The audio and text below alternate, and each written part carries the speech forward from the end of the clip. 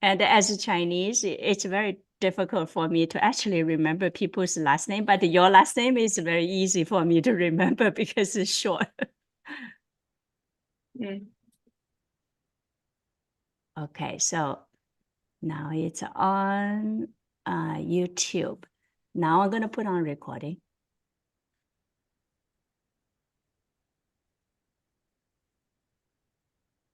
All right, so today we have Caryn Diel here. Caryn is the founder of White Cloud Institute, and she incorporated more than 50 years of study in the area of counseling, bodywork, and healing. Her teaching and training has taken her around the world. Caryn is a senior Universal Healing Dao instructor. She has enjoyed teaching Qigong and meditation since 2000. And I want to add that she also is an author of several books. And I also want to add is that, she really is a very, very gifted healer and really energetically, connected. And that's a difference of many of the people that I met. And she has several retreats set up at the Eastover in Lenox. And so here she is. I'm going to let her take over. Go ahead. Great. Hello, Yingxing. It's great to be with you again. I am excited to be in your part of the world. I live on the West Coast, Washington State, where it's very cold. And so I'm spending a lot of time this winter doing my indoor practice with I Ching and Qigong and meditation, nurturing my kidneys. So in April, we have 3 retreats planned for Eastover. And the first 4-day retreat, I will be covering the Qigong Level 1 curriculum. This is something that is typically offered to professional people, body workers of all kinds, anyone who's interested in the profession of healing, naturopaths, etc., have been in my classes over the years. And so we will look at an East-West comparison of the human body, especially the internal organs, and how that affects our health and our longevity and our daily experience of life. And so I've written this short book for students called The Mountain Path. I wrote this for students, but it's an easy book to pick up for anyone to read. And so throughout the 4 days, we will always start our mornings outside with Qigong practice. We must connect with nature to inform our practice and inform our bodies. And so then we will go inside, and I will give some short lectures and demonstrations and teach students how to work on friends, family members, clients, patients. A lot of acupuncturists take these classes because Qigong is very profound when it's included with other branches of Chinese medicine, like acupuncture, herbs, Qigong, and massage. Those are the 4 branches that really make a difference in people's lives. So at the end of the day, after we take some nice lunch breaks and wander around on the premises of Eastover, we will come back in the evening after dinner for a 1-hour Dao Yin, which is Daoist yoga, and meditation practice. This is a beautiful way to end the day and integrate all of the learning through the meridians so that you can sleep peacefully. The second week in April of the retreats are the level 2 Qigong, which I'm very excited about because in the last few years, I have developed an entirely new curriculum based on the authentic translation of, acupressure and Japanese massage as it gravitated into Japan from China. And I'm using this source book, Ampupu, which was recently translated by Philip van Dennebeel. He lives in Japan half of the time. This book traces the history of acupressure, and it precedes shiatsu. So we will be working with the knowledge that we gained in the Qigong Song Level 1 class of the 5 elements and the meridians and the organs and so on. And then we'll be working down the arms and the legs and the back. And so my clients in the last year or so have really enjoyed the work that I'm doing along the back line. It's great for professionals who are very, in a yang mode all the time, to clear down the back of the body. It helps relax. So it looks a bit like shiatsu. And really, Qigong Song and shiatsu have developed side by side over the years. But this Ampupu information was written down during the Edo period in Japan in the 1600s. So there's a very clear written history that we can follow. I also introduce you to some of the Chasing the Winds treatments that was written about by Master Montauk Chia in his advanced Qigong Song book. So for 4 days, there's a lot of new information. And so anyone who has taken a Qigong Song class anywhere around the world will be really excited to see this new material, which I'm also writing a book about. But again, it's the same format. We will go outside in the morning and do some Qigong, come back in.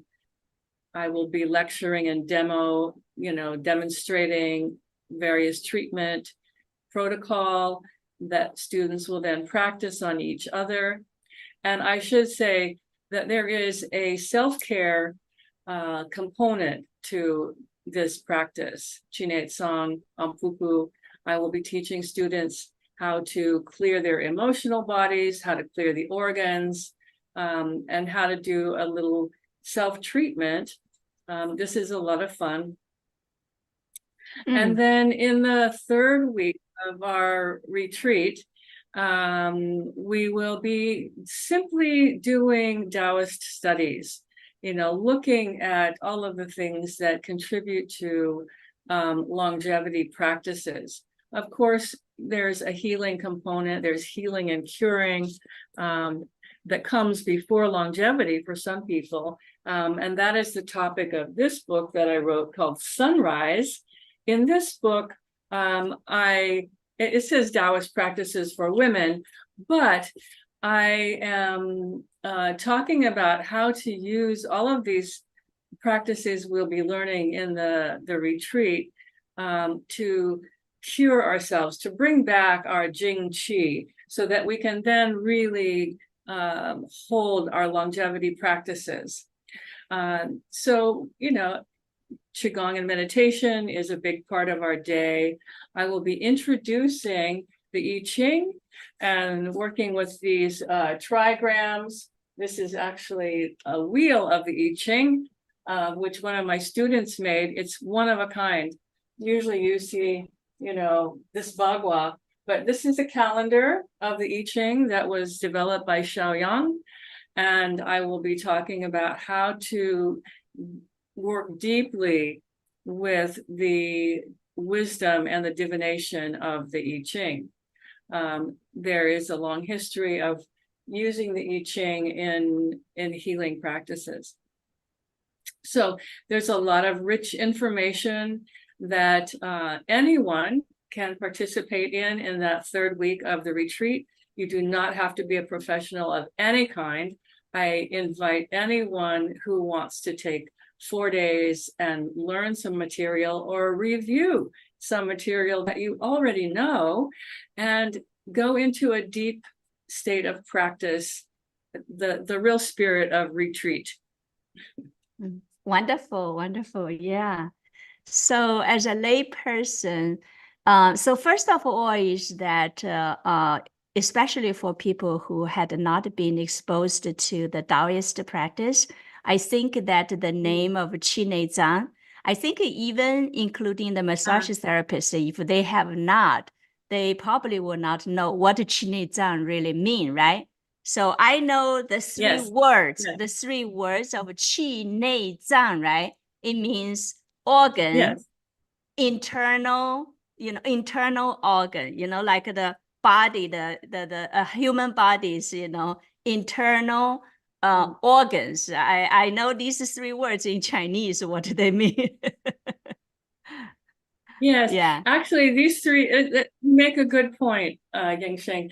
These three words are fairly new. They were put together by Mantak Chia. Prior to this, the work in China was called Anmo. You recognize that word as massage. All right. And so Yeah. Uh-huh. Anmo, that is the Yeah. history That's a of this massage. Yeah. work. Uh-huh. And so Qi song, at ne meaning internal, what we're doing is we're bringing Qi into the internal organs with Uh-huh. our practices. And that is Yes, yes. why I have to teach practitioners how to elevate and clear their own Qi. Because if you're Yes. projecting Qi, it has to be good, strong, clear, quality Qi. And Uh-huh. so, and then in Japan, the word became Anma. Uh-huh. It's the same thing. A lot of the information in the books survived in Japan. And Uh-huh. yeah. Yes, yes, because actually yesterday, I actually got a little bit of Chinese massage, and it is amazing. Yeah. And then also is that, when I was working with a massage therapist, because mid-December, I had a COVID. And so I noticed Oh, as he was moving down of my spine on the back, I noticed is that, actually is that I have like new like knots that's next to my spine. And I felt like, yeah. whoa, that's interesting because so I made this chart to actually help people to understand that how, that the correspondence of the acupoints on the back next to the spine and the knot that on the back, actually, I noticed as he was moving from top to down along my spine, I particularly had him tell Yeah. me, whoa, why this spot is hurt? And I asked him, so what is this spot correspond to, right? I asked him, and then I noticed there were two Yeah. spots was kind of new, which I did not have them before. And one of them was the lung. Oh, And then another one was the small intestine. And I said, wow, I yeah. cannot believe this. This COVID, now that nobody paying attention, actually, do affect of our organs. Like for example, in this case, my lung, and it's reflected on the knot, on the back of my next to my spine, and then also the small intestine. So, for example, over here, the small Yes. intestine, and then at the top, the first one is the lung. So, can you? I'm sure you have so much experience, working on the body, and this is just even me, as a Chinese person, I am just Yeah. so fascinated by this because Yeah. Yeah. Yeah. most people thought that their back pain is just the back pain, and then they go to the chiropractor, and then they go, and sometimes they even thinking about doing surgery. But actually, most of the pain probably is not because of muscle, because of physical injury, but rather actually is your organs. So, and this is Yeah. fascinating to me. You want me to get rid of this chart and then you just talk about it No, in that's general? that's beautiful. It's Okay. up to you. While we're Okay. looking at it, Uh-huh. you're looking at these lines of energy, down the back, and they all relate to specific organs. and you have a good image of that. That's a very good image. And so when we do the ampuku treatment along the back, we are touching all of these organs. And that is one of the reasons that my clients feel so rejuvenated after these treatments. Mind you, they are still clothed. They would prefer to have me work down their spine rather than have any kind of other massage. So pain receptors are in connective tissue, not muscle. The majority of our sensory nerve endings and pain receptors are in connective tissue. That's the new science of pain. And most of our meridians are running through connective tissue. So as we work the meridians, we're affecting pain. I also want to show you this picture. Can you see this? From the Ampuku book? Okay. You see this old picture? Yeah. He's working on the back. Yeah, we needed the focus a little bit better. Yeah. This is a wood block from 200 years ago. This is what I'm going to teach you. I see. This is what I'll be teaching in the level 2 class. So yes, people do have muscle pain, but a lot of that comes from dehydration and aging. And so, you know, from repetitive stress, and it could be good stress, it could be playing tennis and you do the same thing over and over again, and that muscle gets dehydrated, and then the pain receptors get stuck on. So what we need to do is bring the fluid back in. Connective tissue is a fluid matrix. And so as you're moving down the spine with a hand or with needles or with a jade tool, whatever it is, sometimes I will teach you how to use a tuning fork on these points also. That will unstick the pain receptors. And then we just have to be mindful of what it is that we're doing that is creating pain. Yes, it was very interesting because, you know, as the doctor was moving down my spine, and then he would say, oh, look at here, you know, it's like tied together like a knot, right? And then some of them, and then he would say, oh, you know, look, you know, over here, you know, it's like, it's, just like you are saying, you know, it's like a because it's lack of water, so that, you know, this area of the vein is kind of like, has a crispy sound rather than, you know, like a smooth, nice sound, you know. Yeah. Right. Yeah.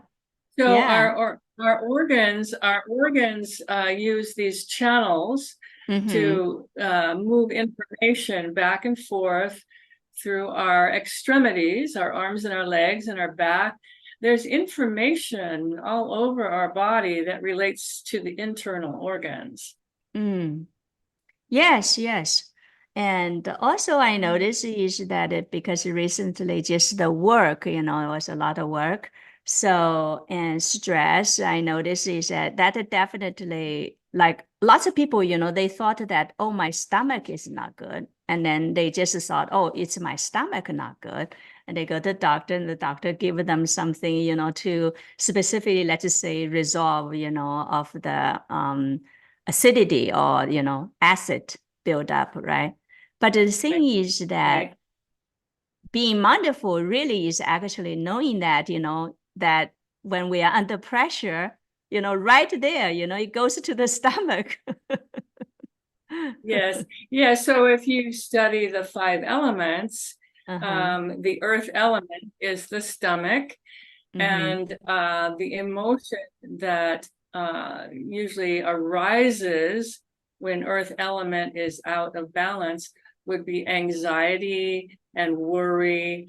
And, you know, you see that a lot in our society. It's like, oh, my stomach hurts. Well, yes, it hurts because there's an emotion that you haven't resolved. So emotions affect the organs. Organs can also create emotions. So let's say you ate some bad food or you had food poisoning. oh, you might be worried about that. You know? Yeah. Like, oh, I ate something bad. So it goes both ways, you know. So Yeah. when I'm Yeah. teaching Qigong, we learn about the emotional body.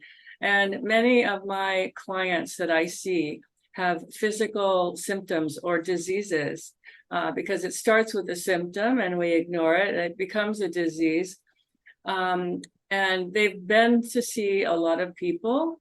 And after I talk with them a while, I realize that the healing that's needed is emotional healing.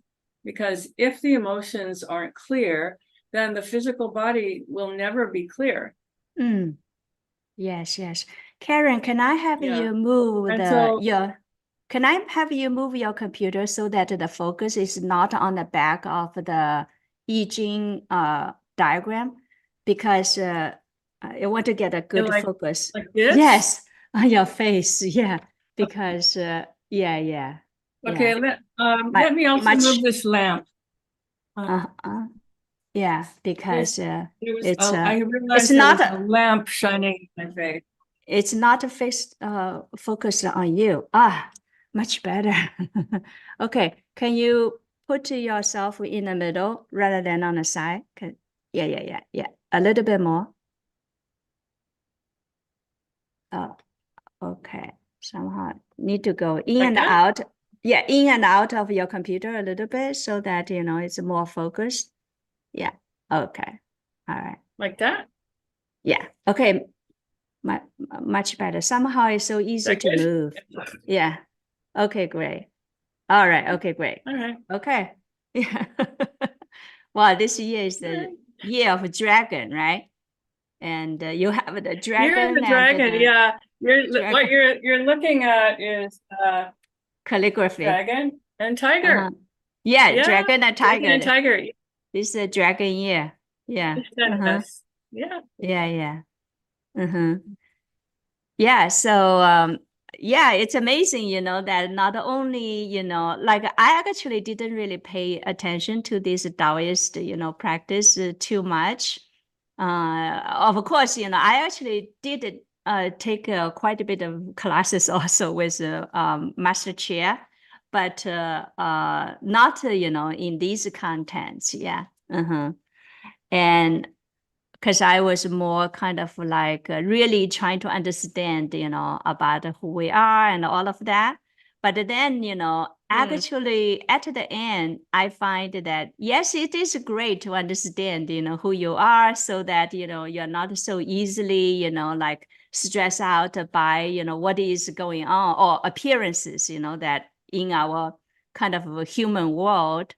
But I find Yeah. that the Taoists are the one that really, really understand that our body's connection to the universal energy and to, Yeah. like the changes of the weather and the stars and all of that. Can you tell us a little bit more about that? Yes. Because I think that, really Yes. when we talk about, like spiritual practice, I feel like as a human being, we are given this body, come here. This is one of the aspects is that, we really want to understand, and the Taoist really knows this the best, our connection with, the universal energy. Yeah. Yeah. Mm-hmm. Yes. Yes. I would say that my experience with Taoism and Daoist practices are that the Taoists really understood matter, physical matter, and how to enliven physical matter. And so where did that understanding come from? No doubt it came from observing nature. And so, Taoism has to include nature in all of its practices. That's where we start. We are a part of nature. We have to remember that. And so when I am teaching or working with clients, I am constantly putting myself back within a natural type of setting and understanding that I'm working with natural energies. It's nothing really that has to do with me. It has to do with my connection with all of nature, which is why the I Ching is so profound. I mean, we're talking about information that's 8,000 years old, when people were living outside and they could see the stars and they could see changes around them. It was essential to their survival. And so nowadays we are trying to hack nature and hack our lives and work around all of that. And it's just really not working very well. So I just got a message on my screen that my internet is possibly sketchy right now. So I don't know if I answered your question or not. Oh, yes, absolutely. Actually, you touched such an important aspect of our relationship to the universal energy. Because most of us, like you are saying, currently, especially today, with all of the technology and all of that, it created an illusion. It's like as if, we humans have so much control actually about our own life, about of the happening and all of that. It's a total illusion.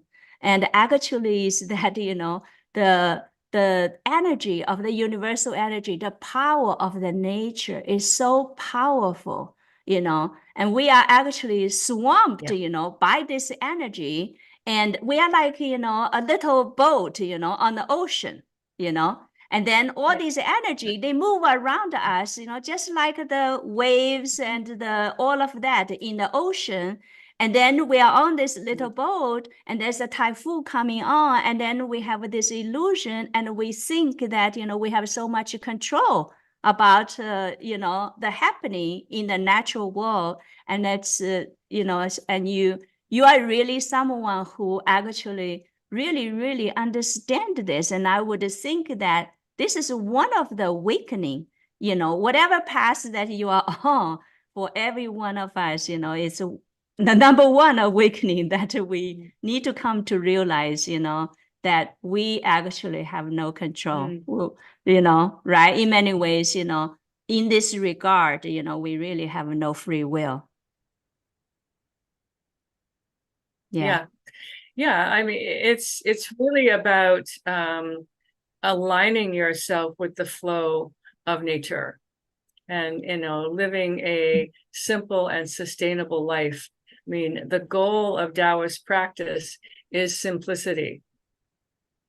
You would say that, the wisdom comes from finding a still place, stillness, which we find in our practices of all kinds. Any meditation practice is going to help you get to that still place.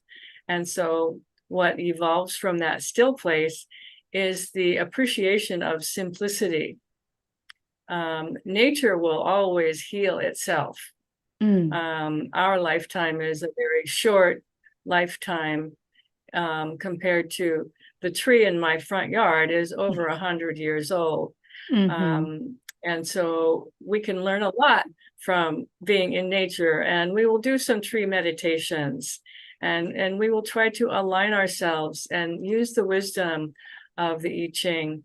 I know a lot of people read the Tao Te Ching as well, but I think I like specifically working with the trigrams and being out in nature and creating your own language for your relationship to nature.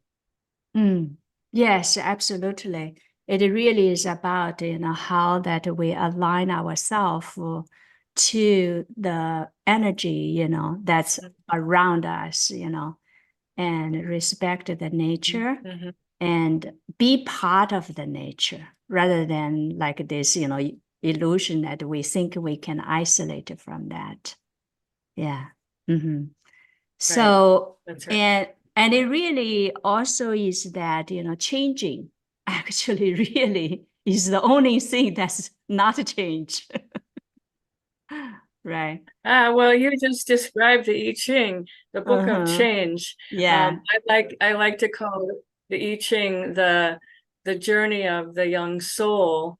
Uh-huh. We start with, a journey. Our life is a journey. It takes a lot of energy, a lot of Qi to initiate a life or Mm-hmm. any project. And then we learn lessons along the way. And the only truth that you're going to find in the world will be found in nature. Mm, Nature is the one thing that doesn't lie to you. Okay, mm, so during COVID and during the pandemic, there was a lot of information and misinformation flowing around, and really, what could we trust? And people were worried and scared. And if we simply went outside, nature is holding the truth. mm. We can Yes. depend on that. Yes, absolutely. Yeah. When I was young, I was kind of like, very ignorant. And initially, when I first met the Taoist, right? So the Taoists, they study like, out of the changing, out of the unknown, right? They study and then they kind of like they figured out some, you know, laws or how things move, how things change, right? That's the book of I Ching. And Mhm. but when I was young, I was very ignorant because, I was a kind of like a science student, and thought that the science was everything, right?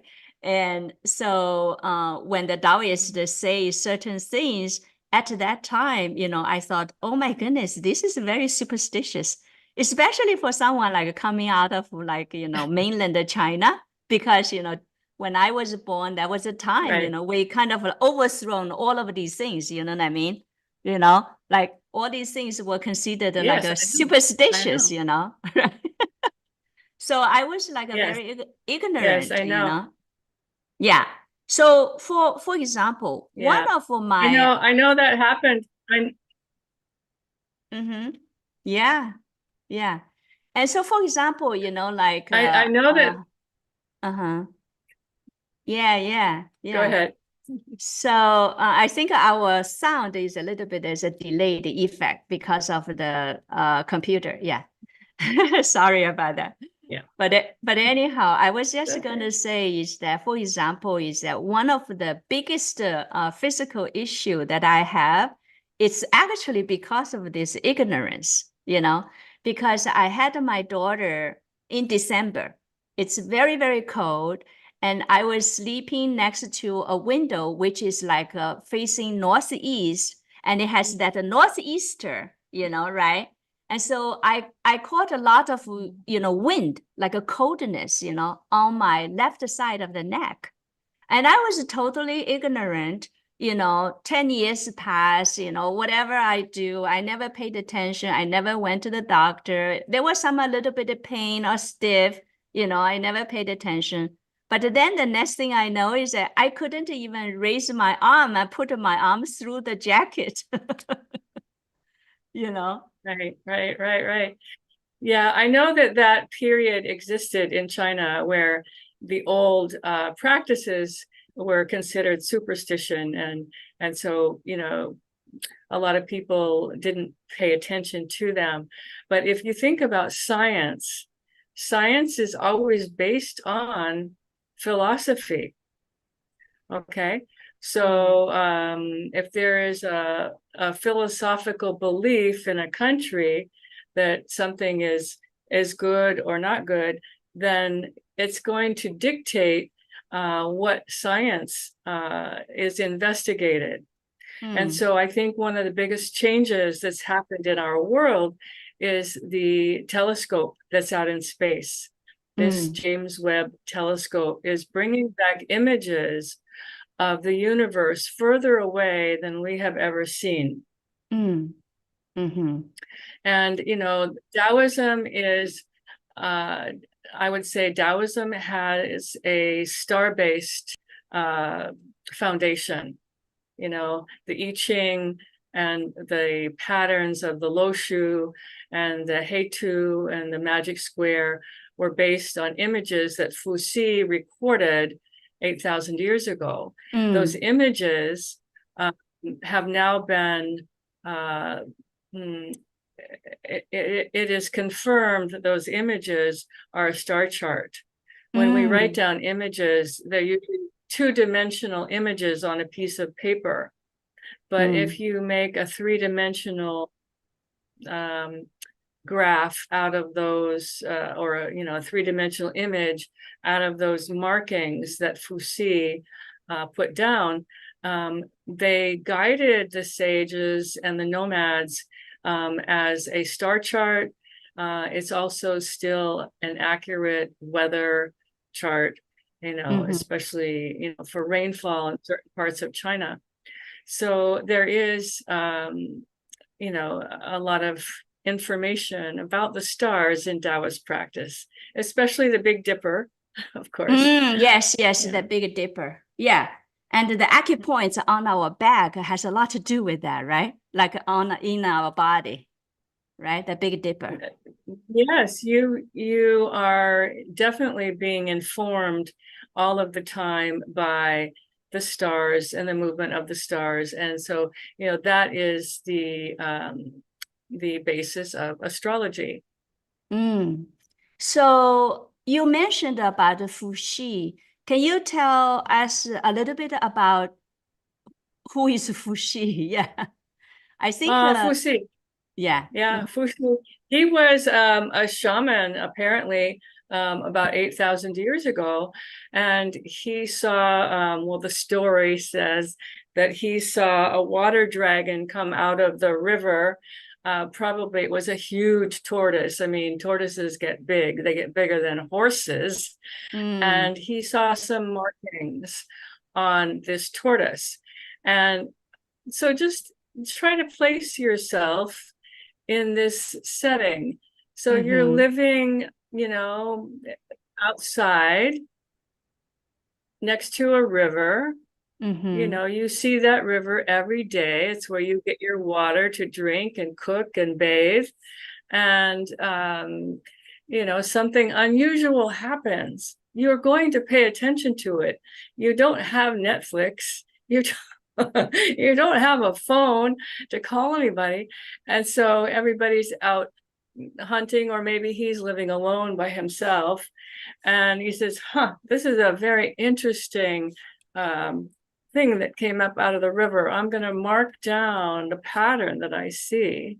Well, it turned out to be, what became the magic square, what became the binary code, of solid dot and empty dot. Okay, these are original symbols. This was before written language. Okay, long before a written language. And so he just marked it down. And everybody, all the traders, that were walking through, they marked it down also. They wrote it on pieces of bone or jade, and they carried it around. And it thousands of years, they used that as a compass, let's say. And so these light dots and these dark dots were also a star chart. Alfred Huang, who was a dear man who I met, I think he's no longer alive, but he was a scholar in China, and he was imprisoned by Chairman Mao. And he's written my favorite translation of the I Ching. And so you can look up Alfred Huang, but at any rate, he has also a book called The Numerology of the I Ching. So Taoists are going to look at numerology and symbols. Okay, they're not going to look at all of these written interpretations in the book of the I Ching. First, this is the way I teach the I Ching. First, you have to understand the trigrams, the 8 forces of nature. And that's all you need. And so maybe growing up in China, you saw people have pictures of trigrams posted in their homes. Yes. It used to be called the fastening text. Okay, you just take a trigram or a hexagram, yeah, and you put it over your door, and that would be to inform you. It's information, it's symbolic. So yeah, the Taoists are always going to work with symbols and numbers. That's why that's where science comes from. If you're yes, working yes. with science, you are always working with symbols and numbers. Yes, yes. The whole computer is all binary, right? And the Thank you. Taoist.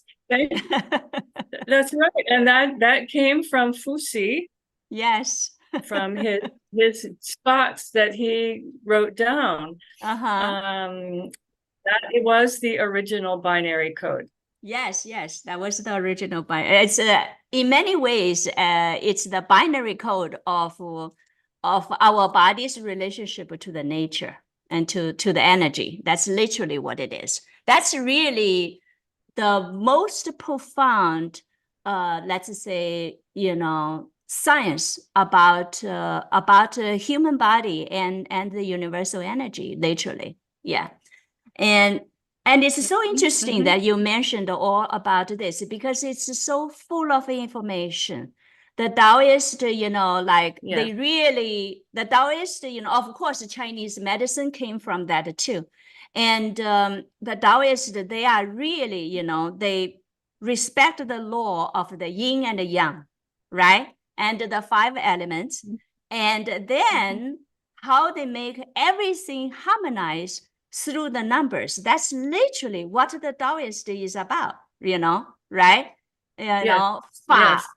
In Chinese, I think it's called Fa Yu Yin Yang, He Yu Shu Shu. Shu Shu means numbers, right? The magic of numbers, He means harmonize, harmonize, So follow the law of the yin and the yang and harmonize through the numbers. And that's literally what it is. So, and from 2, and then to 8, and then 8 to 64, that is why 64 diagrams and all of the natural things around us, let's say energetically, literally everything you can express by the 64 diagrams.